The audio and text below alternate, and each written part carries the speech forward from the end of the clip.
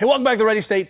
We're continuing our conversation about anterior pelvic tilt and ways that we train it and the control of this loss of pelvic control in our athletes. Now, let's be clear, when I see this, we don't think of it as necessarily a mechanism of injury, but if I'm being completely transparent as a coach, as a physical therapist, I see a lot more low back dysfunction, or at least pain or sensitization or loss of training days driven by overextension of our athletes than flexion.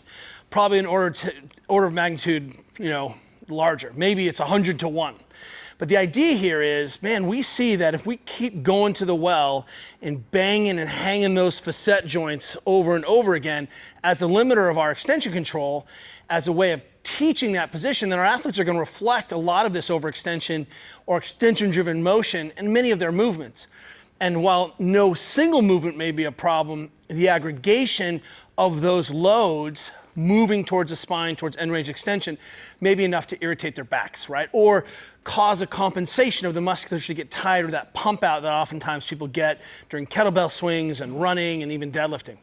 So one of the ways that we manage this, again, around thinking about anterior pelvic tilt is, hey, not talking about a conversation of you may get injured, or you may or may not get back pump out, but hey, you may not have full access to your physiology, full capacity of your body systems.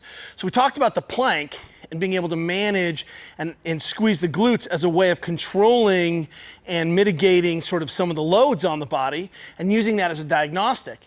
Well, we can do the same thing when we teach kipping. So we teach kipping as an independent skill from pull-ups. Should you be able to do a kipping pull-up? Of course. Should you be able to kip? Of course. Should you be able to do strict pull-ups? Of course. But one of the reasons we love this is it's one of the ways that we can teach global extension and loading of this long anterior line besides throwing or doing some of the work that we do in the gym around balance and control, like the Y balance tests, sort of things. So this is an easy way for us to teach this kind of global extension, global flexion. But one of the ways that you can tell if your global extension in the kip is good is that you can squeeze your butt. So as I jump up here and just grab this bar, all of a sudden what I'm looking for is, can I actually squeeze my butt in the backswing? And what I'm looking at is not the backswing, but all of a sudden I'm putting a huge extension load, very similar to that idea of loading up the plank, except I'm moving the joints towards an extension bias position. And what I'm looking for is being able to control this glute as I'm doing that. So I want the choice. If I'm just doing some casual kipping, how much butt squeeze do I need? I need enough to be able to control that in a large oscillation movement so I don't end up hinging. But more importantly, I want the choice of being able to keep that on and appreciating that if I don't, then what I'm really doing is teaching my athletes to dump the pelvis over to solve this mechanical issue, where I go into full banana belly.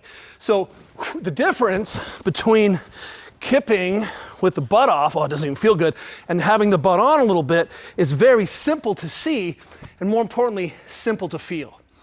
The idea here is I'm trying to have movement choices that beget better function, better outcomes, so that if my athlete is making a tackle, she automatically knows that in this position, she's trained her glutes to come on.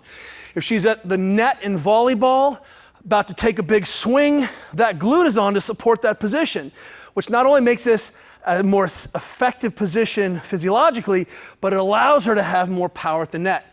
So don't give in to just, hey, I got the movement complete. Think, I'm using these positions to challenge shapes and to make sure that my athletes have movement choice. Anterior pelvic tilt, maybe it always doesn't serve us the way we think it does.